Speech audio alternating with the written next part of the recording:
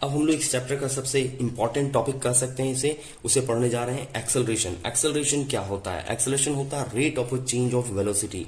सबसे पहले वेलोसिटी समझते हैं। वेलोसिटी अभी हमने लास्ट टाइम पढ़ा। वेलोसिटी क्या है? वेलोसिटी होता है डिस्प्लेसमेंट बाय टाइम, और उस वेलोसिटी में अगर कंटिन्यूअस टाइम के साथ चेंज आ रहा हो तो हम उसे कह सकते हैं इसमें एक्सेलरेशन आ रहा है। इसका एग्जांपल लेते हैं कि मान लीजिए अगर आप जमीन पर खड़े हैं और एक पत्थर को आसमान के ऊपर फेंकिए, ऊपर की तरफ फेंकिए, या किसी ऊंचे बिल्डिंग से किसी पत्थर को नीचे की तरफ फेंकिए, तो आप इमेजिन कर सकते हैं अगर पत्थर किसी ऊंचे जगह से नीचे की तरफ फेंका जाएगा तो वो धीरे धीरे जब जमीन की तरफ आएगा तो वो बिल्कुल एक स्पीड से नहीं गिरेगा। शुरुआत में उसका स्पीड हो सकता है कि 10 मीटर पर सेकेंड हो। जैसे जैसे वो नीचे जाएगा जमीन में पहुंचते वक्त उसका स्पीड 10 मीटर पर सेकंड नहीं हो सकता, वो 50 मीटर पर सेकंड हो जाए। तो ये जो क्या हो रहा है, इसमें कंटिन्यूअसली वेलोसिटी में चेंज आ रहा है। 10 से 20 मीटर पर सेकंड हुआ, फिर 30 मीटर पर सेकंड हुआ, फिर 40 मीटर पर सेकंड हुआ, एंड सो ऑन करते करते जमीन पे टकराने से पहले इसका वेलोसिटी 50 मीटर पर सेकंड हो गया। इसमें हम क्या देख रहे हैं, कंटिन्यूअसली समय के साथ, टाइम के साथ साथ ऑब्जेक्ट का वेलोसिटी चेंज हो जा रहा है, इंक्रीज हो जा रहा है। तो हम इसे कह सकते हैं इसमें एक्सेलरेशन है। एक्सेलरेशन का मतलब होता है rate of change of velocity, मतलब टाइम के साथ किसी ऑब्जेक्ट का वेलोसिटी में बदलाव आना। इसे एक दूसरा एग्जांपल से समझते हैं। अब वेलोसिटी जो होता है वो दोनों तरफ से चेंज हो सकता है, इधर इंक्रीज हो सकता हो और डिक्रीज भी हो सकता है। एग्जाम्पल लेते हैं कि अगर आप एक पत्थर को जमीन से ऊपर के आसमान की तरफ फेंकिए तो जैसे जैसे पत्थर ऊपर जाएगा उसका स्पीड धीरे धीरे घटता है, एक टाइम पे जाके वो रुक जाता है और फिर धीरे धीरे वापस नीचे गिरना शुरू करता है तो उसका वेलोसिटी बढ़ता है। तो इन दोनों को हम लोग एक्सेलरेशन से रिप्रेजेंट करते हैं। हालांकि लोअर क्लासेस में एक्सेलरेशन बोलते हैं जब पत्थर ऊपर जा रहा होगा तो क्या हो रहा होगा, उसका वेलोसिटी धीरे धीरे घट रहा होगा। तो जब वेलोसिटी घटता है तो उसे हम लोग रिटार्डेशन कहते हैं, और जब पत्थर नीचे आ रहा होगा तो उसमें क्या होगा, उसमें इसका स्पीड बढ़ रहा होगा, उसका वेलोसिटी बढ़ रहा होगा, तो उसे हम लोग एक्सेलरेशन कहते हैं। मतलब rate of A change of velocity. Change दोनों तरह का हो सकता है, चेंज पॉजिटिव भी हो सकता है और चेंज नेगेटिव भी हो सकता है। मतलब वेलोसिटी बढ़ भी सकता है और वेलोसिटी घट भी सकता है। तो जो वेलोसिटी बढ़ता है तो उसे हम एक्सेलरेशन कहते हैं, और जब वेलोसिटी घटता है तो हम उसे रिटार्डेशन कहते हैं। लेकिन 9th क्लास में हम एक्सेलरेशन वर्ड से दोनों को रिप्रेजेंट कर देते हैं, ये हायर क्लासेस के लिए है। ओके तो एक्सेलरेशन क्या है, rate of A change of velocity. इसका एक एग्जांपल देते हैं। आपने गाड़ी देखा होगा तो गाड़ी में जो एक्सेलरेटर होता है जिससे खींचने से गाड़ी का क्या होता है, उसका स्पीड बढ़ता है, उसका वेलोसिटी चेंज होता है। उसका नाम एक्सेलरेटर क्यों पड़ा, क्योंकि उसे खींचने की वजह से उस गाड़ी में क्या आता है, उसका वेलोसिटी चेंज होता है। क्या होता है, गाड़ी में एक्सेलरेटर को खींचने से उसका जो वेलोसिटी होता है वो चेंज हो जाता है, इसीलिए उसका और गाड़ी का वेलोसिटी बदलने वाली चीज को हम लोग एक्सेलरेशन कहते हैं, इसलिए उसका नाम हो गया एक्सेलरेटर। ओके, गाड़ी में एक्सेलरेटर को खींचने से गाड़ी का वेलोसिटी बढ़ता है, चेंज होता है, तो गाड़ी में एक्सेलरेशन आता है, और जो गाड़ी में एक्सेलरेशन लाता है उसे हम एक्सेलरेटर कहते हैं।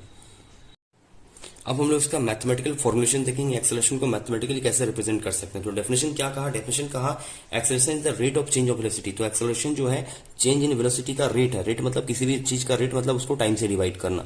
तो एक्सेलरेशन को किससे रिप्रेजेंट करते हैं हम लोग, स्मॉल ए से। ध्यान रखिएगा एक्सेलरेशन को स्मॉल ए से लिखते हैं, कैपिटल ए से नहीं रिप्रेजेंट किया जाता है। अच्छा, चेंज इन वेलोसिटी, तो वेलोसिटी दो तरह का ले सकते हैं, इनिशियल वेलोसिटी और फाइनल वेलोसिटी। जो कितना चेंज आया, कोई गाड़ी 10 मीटर पर सेकंड से चल रहा था और उसका 10 सेकंड के बाद वेलोसिटी 50 मीटर पर सेकंड हो गया, तो चेंज कितना आया, 50 नहीं हुआ। शुरुआत में कितना था और बाद में कितना, दोनों को सब्ट्रैक्ट करके हम पता लगा सकते हैं कितना चेंज आया। तो हम लोग क्या करते हैं, 50 मीटर पर सेकंड में 10 मीटर पर सेकंड माइनस कर देंगे तो कितना आ जाएगा, तब आ जाएगा इसमें 40 मीटर पर सेकंड। तो हम लोग क्या किए, फाइनल माइनस इनिशियल। तो फाइनल वेलोसिटी को हम लोग v से रिप्रेजेंट करते हैं और इनिशियल को करते हैं u से। दोनों का अंतर कैसे निकालें, तो डिफरेंस घटा के निकाला जाता है। तो एक्सेलरेशन क्या है, चेंज इन वेलोसिटी। चेंज कैसे निकालते हैं, फाइनल माइनस इनिशियल। तो v किसको रिप्रेजेंट करता है, फाइनल वेलोसिटी को, u किसको रिप्रेजेंट करता है, इनिशियल वेलोसिटी को, और टाइम के लिए क्या लिखते हैं, t। तो ये हो गया आपका एक्सेलरेशन का फॉर्मूला। क्या हुआ, acceleration is equal to final velocity minus initial velocity divided by time. फिर से रिपीट कर रहे हैं, A for acceleration, V for final velocity FINAL, और U initial velocity INITAL initial velocity, T for time. अब इसका SI यूनिट क्या होता है, तो देखते हैं SI यूनिट क्या है। A फॉर एक्सेलरेशन है, इसका SI यूनिट देखना है, तो V और U घटाएंगे तो रहेगा तो वेलोसिटी ही। फाइनल वेलोसिटी में इनिशियल वेलोसिटी घटाएंगे तो रहेगा वेलोसिटी। 50 मीटर पर सेकंड से 10 मीटर पर सेकंड घटाएंगे तो 40 मीटर पर सेकंड। तो यूनिट क्या आएगा, इसमें आएगा मीटर पर सेकंड, डिवाइडेड बाय क्या है, टाइम। टाइम का ऐसा यूनिट क्या होता है, सेकंड होता है। तो मीटर पर सेकंड और सेकंड को अगर हम सॉल्व करेंगे तो आएगा मीटर पर सेकंड का स्क्वायर। तो एक्सेलरेशन का ऐसा यूनिट क्या होता है, मीटर पर सेकंड स्क्वायर। फिर से बोल रहे हैं, एक्सेलरेशन का ऐसा यूनिट क्या होता है, मीटर पर सेकंड स्क्वायर।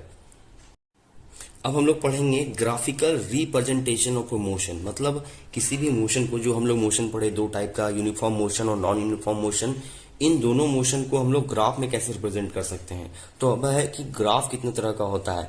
ग्राफ आपको दो तरह का पढ़ना है, एक पढ़ना है डिस्टेंस टाइम ग्राफ और दूसरा पढ़ना है वेलोसिटी टाइम ग्राफ। यहां लिख देते हैं, फर्स्ट टाइप ऑफ ग्राफ है डिस्टेंस टाइम ग्राफ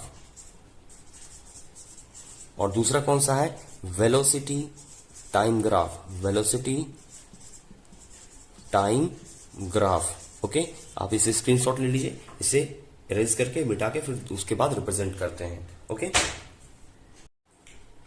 अब हम लोग देखेंगे डिस्टेंस टाइम ग्राफ। तो डिस्टेंस टाइम ग्राफ क्या होता है, the change in a position of an object with time can be represented on the distance time graph.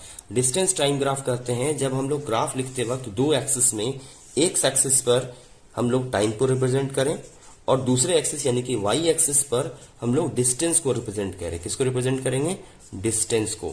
तो इसे डिस्टेंस टाइम ग्राफ कहते हैं। ठीक है, फिर से रिपीट करते हैं, डिस्टेंस टाइम ग्राफ क्या है, जब दो एक्सिस एक्स एक्सिस और वाई एक्सिस में एक एक्सिस पर टाइम को रिप्रेजेंट करें और दूसरे एक्सिस पर वाई यानी कि वाई एक्सिस पर डिस्टेंस को रिप्रेजेंट करें, उसे डिस्टेंस टाइम ग्राफ कहते हैं। तो इसमें क्या हो सकता है, इसमें ऐसा एग्जांपल लिया जा सकता है, हमने पढ़ा कि दो तरह का स्पीड होता है, एक यूनिफॉर्म स्पीड होता है, एक नॉन यूनिफॉर्म स्पीड होता है। तो दोनों का ग्राफ में क्या डिफरेंस होता है देखते हैं। हम लोग डिफरेंस जानते हैं या डेफिनेशन जानते हैं। यूनिफॉर्म स्पीड क्या है, मैंने body cover equal distance in equal interval of time. अगर बराबर दूरी बराबर समय अंतराल में तय करता है तो हम उसे कैसा मोशन कहते हैं, यूनिफॉर्म मोशन।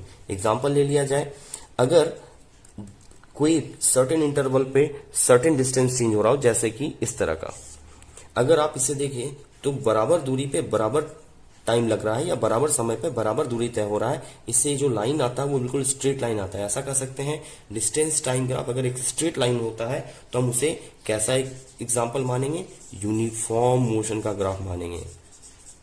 ओके, एक बार फिर से समझाते हैं।